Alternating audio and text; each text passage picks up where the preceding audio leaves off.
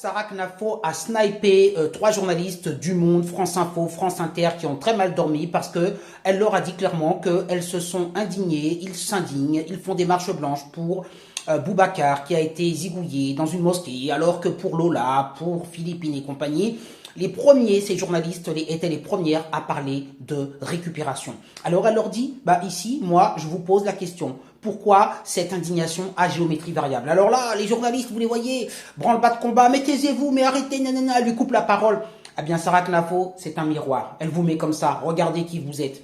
Et je pense que ces femmes-là ont très mal dormi. Et puis, vous savez, sur le service public, idéologisé, gauchiste et certains disent chiasme, comment on peut dire? Qu'est-ce que je peux vous dire? À part qu'on est d'une malhonnêteté intellectuelle, mais sans nom. Ce qui me choque encore plus quand je vois ces images et que je vous entends célébrer ces manifestations.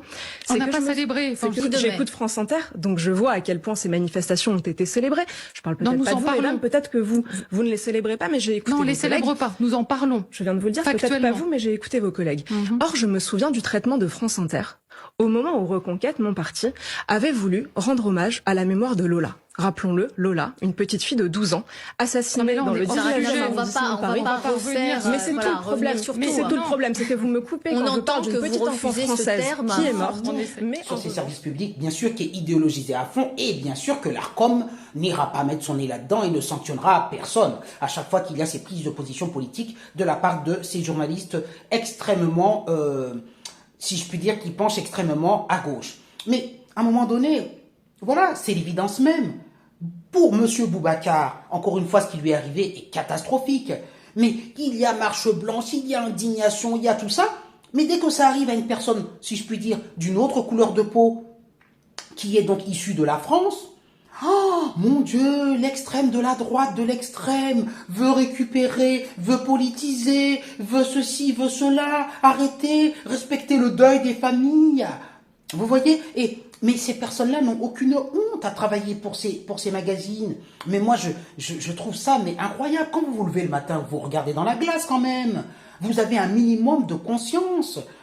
Non. Alors, Sarah Knafo, elle va là-bas, elle va avec sa langue qui n'est pas une langue de bois. Et elle dit ce qu'elle a à dire.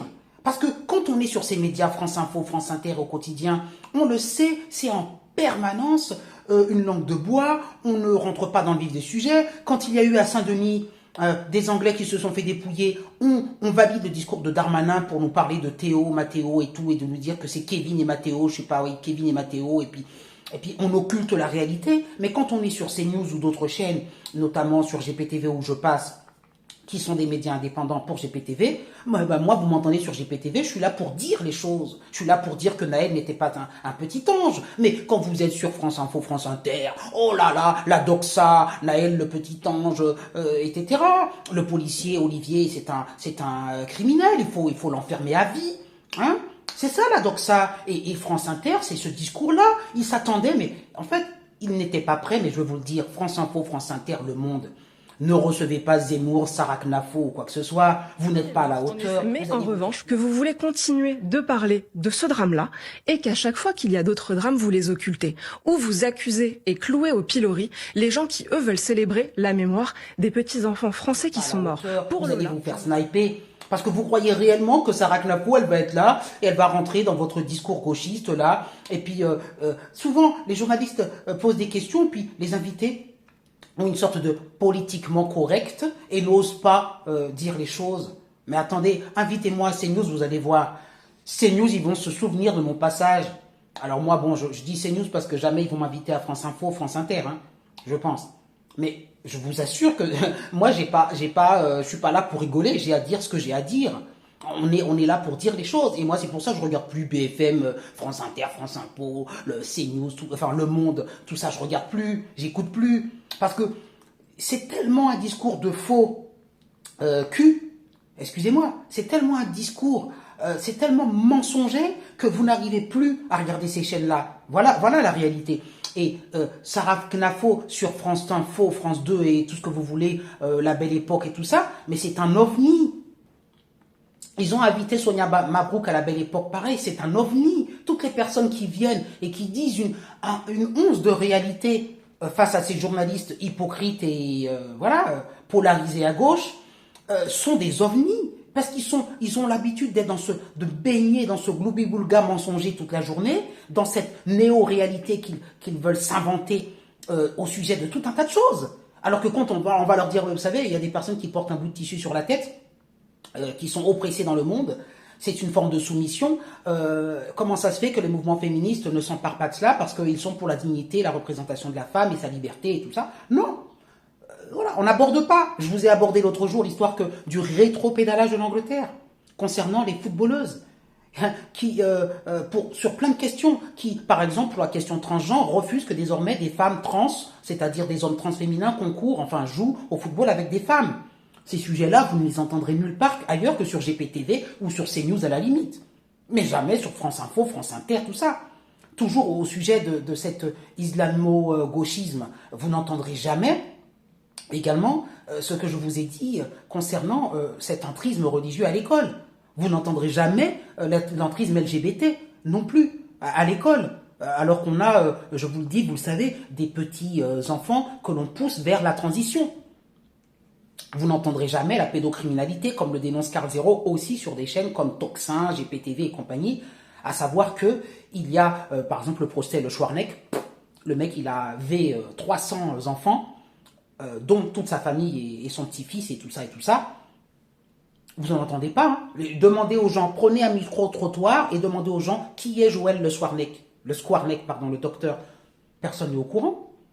Vous n'êtes pas au courant, notamment que M. Cottineau aussi, il a abusé d'enfants en tant que référent de l'ASE et que c'était un gars de gauche, de libération, de la bien-pensance, qu'il s'engageait pour les causes LGBT. Vous n'entendrez jamais sur France Info, France Inter, hein, puisqu'il vient de là, hein, qu'il a été un profiteur d'une pauvre petite fille multi-polyhandicapée qu'on lui avait confiée à l'ASE et qu'il a mis tout un réseau de pédocriminels qui sont venus ver cet enfant et bien d'autres d'ailleurs, qu'il avait une plaque tournante chez lui, monsieur Pierre-Alain Cottineau. Vous n'entendrez jamais tout ça. Non, vous n'entendez pas sur France 2, France Info, France Inter, tout ce que vous voulez, vous n'entendez pas la réalité. Et les gens qui regardent ces chaînes-là sont, comment dire, hypnotisés par ce mensonge en permanence. Ils sont là, en disant, bon, tout est beau, le monde est beau, puis la droite, Sarah Knafo, oh c'est moi, mais Marine Le Pen, oh là là, Jordan Bardella. Alors évidemment, moi quand les gens me croisent dans la rue, ils savent que je vote pour ces personnes-là. Oh là là, mais certains m'admirent et puis certains me détestent. Hein. Ah oui, c'est le méchant. Parce que vous êtes les gentils. Vous êtes les gentils dans votre fausse réalité.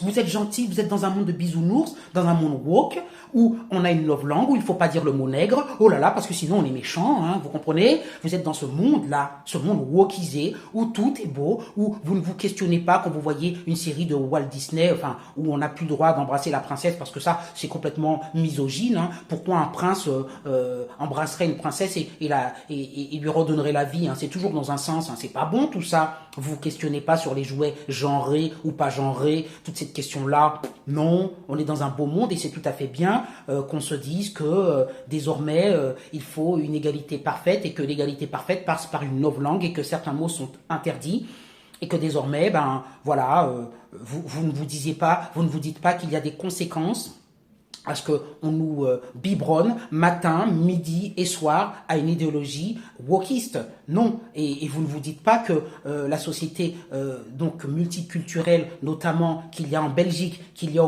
à Londres, est en train de bouffer le pays et que les personnes sont révoltées face à tout ça, sans parler du wokisme évidemment. Et c'est le wokisme, je vous l'ai dit l'autre jour, qui fait qu'un couple inversé dit « Moi en tant qu'homme, j'ai très mal vécu ma grossesse, enfin en tant que femme, pardon, puisque je suis un homme, enfin dans ma tête, hein, c'est ce qu'on appelle le genre.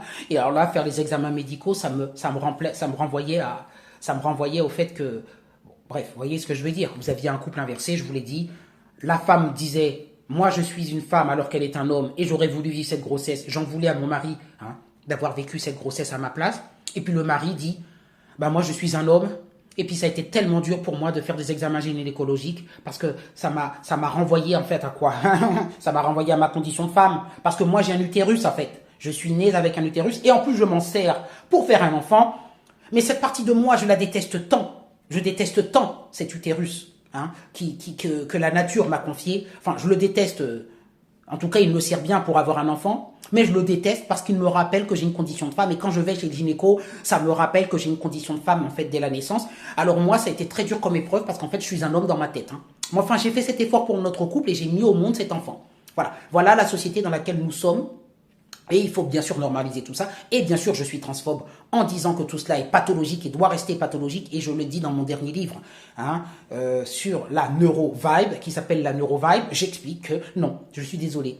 Ce LGBTisme QIA+, est pathologique. À bien des égards, et notamment l'histoire du couple inversé dont je viens de vous parler. Ça s'appelle une pathologie, mais on veut nous normaliser tout ça. Et toute personne qui ne trouverait pas la cérémonie des JO fantastique, toute personne qui ne trouverait pas le woke vision fantastique avec des personnes qui gagnent toujours parce qu'elles ont des moustaches et des jupes à la fois, eh bien, serait phobe quelque chose. Hein. On est islamophobe, on est transphobe, on est LGBT-phobe. Voilà, toutes les personnes qui seraient dans un esprit comme les Sarah Knafo, conservateurs, conservatrices. Pour Lola, je me souviens parfaitement du traitement de France Inter. Vous disiez que c'était une honte de faire une manifestation alors que le corps était encore chaud. Est-ce que vous pouvez accepter d'y répondre? C'est ce que je suis en train de faire, madame. Alors, mais quand on parle de petit enfant français, pour vous, ce n'est pas une réponse. Que Bruno Retailleau, selon vous, est-ce qu'il est islamophobe, selon vous? Et je vais même aller plus loin. Est-ce qu'il est raciste, en fait, dans la mesure... Non, mais on va pas s'affoler. Est-ce que le ministre de l'Intérieur, qui se rend immédiatement à Nantes, sans savoir ce qui s'est encore passé, alors que là, il a du mal à aller dans le Gard, il met 3 jours à s'y rendre. Donc, est-ce que Bruno Retailleau est islamophobe, selon vous? Alors, je vais vous retourner la question, si je puis me permettre, et ça y répond. Est-ce que Jean-Luc Mélenchon est donc francophobe lorsqu'il propose 1 minute de silence pour Aboubacar, mais pas pour Lola? Qui sont pour des valeurs de respect et de prolongement culturel de ce que nous sommes. Et puis qui appelle un chat, qui appelle la pathologie une pathologie. Alors oui, les 3 journalistes là dont je vous parle, elles ont commis l'erreur de leur vie. Elles ont invité Sarah Knafo et elles ne sont pas prêtes, tout simplement, parce qu'elles leur envoient une telle déflagration de vérité en pleine tronche, en leur disant que oui, vous vous indignez pour Aboubacar. Moi, ça me fait penser aux larmes de Mélenchon. Il prend nos musulmanes dans ses bras, nous sommes persécutés. Mais jamais il a fait ça pour Lola, Philippine, Thomas, Matisse. Jamais. Et alors, vous voyez, par exemple, sur France 2, si Mélenchon passe sur France 2, est-ce qu'on lui dira, mais monsieur Mélenchon, j'ai vu que vous avez pris une maghrébine dans vos bras, vous avez dit qu'elle était persécutée, effectivement, que le peuple maghrébin était en danger. Monsieur Mélenchon, j'ai 2 questions à vous poser. Première question, je vous ai jamais vu prendre un juif dans vos bras à Saint-Denis pour lui dire, je suis désolé que tu sois obligé de déserter la ville de Saint-Denis. Il n'y a plus un seul juif à Saint-Denis. J'ai quand même l'impression certains retournent en Israël. J'ai quand même l'impression certains n'osent même plus mettre leur kippa ni quoi que ce soit. J'ai quand même l'impression que les juifs en France sont un petit peu persécutés. Vous en pensez quoi, monsieur Mélenchon? Je vous ai pas vu vous indigner, les réconforter. Dites-moi, monsieur Mélenchon, vous en pensez quoi? Voilà les questions qu'on peut poser sur CNews ou sur GPTV ou sur d'autres médias, enfin du vrai journalisme. Mais non, s'il va sur France Info, France Inter, on va le caresser dans le sens du poil, on va dire, c'est bien monsieur Mélenchon, vous êtes humain, vous avez pris cette maghrébine dans vos bras. Ah ben oui monsieur Mélenchon, les musulmans sont en danger dans ce pays. Et vous êtes un homme qui avait du cœur, monsieur Mélenchon. Bon, écoutez, fin d'interview. Voilà ce que dirait Apolline de Malherbe. Voilà ce que dirait Léa Salamé. Et puis, voilà, je rends l'antenne et je remercie et je loue l'humanité de monsieur Mélenchon. Voilà, on n'est pas dans une réalité. Alors évidemment, j'ai envie de dire, France Info, France Inter, Le Monde, n'invitez pas Zemmour, n'invitez pas Sarah Knafo, n'invitez pas ces personnes-là, n'invitez pas Alice Cordier du collectif Némésis aussi, parce qu'elle va vous exploser en fait. C'est la réalité. Elle va vous mettre une explosion de réalité en pleine face que vous ne pourrez pas supporter. Et vous ne dormirez plus après. Parce que vous êtes dans un tel mensonge et dans une telle ignominie que vous ne pouvez pas faire face. Et c'est quand on regarde le soleil trop dans les yeux, ça fait mal, ça va vous piquer. Voilà la réalité. Donc, aujourd'hui, postez vos commentaires, mais encore une fois, ce service public, je le répète, il est à vomir. Et je sais qu'on me censurera, évidemment, sur TikTok. On n'aime pas qu'on dise la réalité, mais je vous le dis, je vous le répète, moi, je ne peux pas... Alors, à la limite, on peut regarder France 2 pour regarder Roland Garros, quoi. Mais c'est tout. On ne peut pas regarder ce genre de chaîne jusqu'au bout. Bon, alors, j'avoue que moi, je regarde parce que j'ai sur YouTube, il y a des extraits qui ressortent. Mais vous ne pouvez pas regarder ça jusqu'au bout en vous disant, mais chaque fois que je passe un extrait de La Belle Époque de Léa Salamé, je fais oh, mon Dieu, voilà, vous pouvez pas. Parce que c'est comme si on vous disait que, je sais pas, la Terre était plate. À un moment donné, vous pouvez pas discuter avec ces gens-là. Voilà. Alors, merci. Alors, j'étais un peu long ce matin, mais c'est vraiment mon coup de gueule. À un moment donné, travestir la réalité à ce point-là, c'est vraiment abject. Voilà. On n'a pas de mots pour décrire notre indignation et nous dire, et je vous le rappelle, c'est avec les finances publiques, c'est avec votre argent, c'est vos impôts, c'est vous qui financez cette propagande gauchiste sur le réseau de France 2, France Info, France Inter et Corée. C'est vous les Français, c'est avec votre argent que l'on finance, que l'on alimente cette propagande gauchiste. Et c'est évidemment insupportable. Les pouces en l'air, bonne journée, likez et abonnez-vous à ma chaîne jean-luc-robert.fr.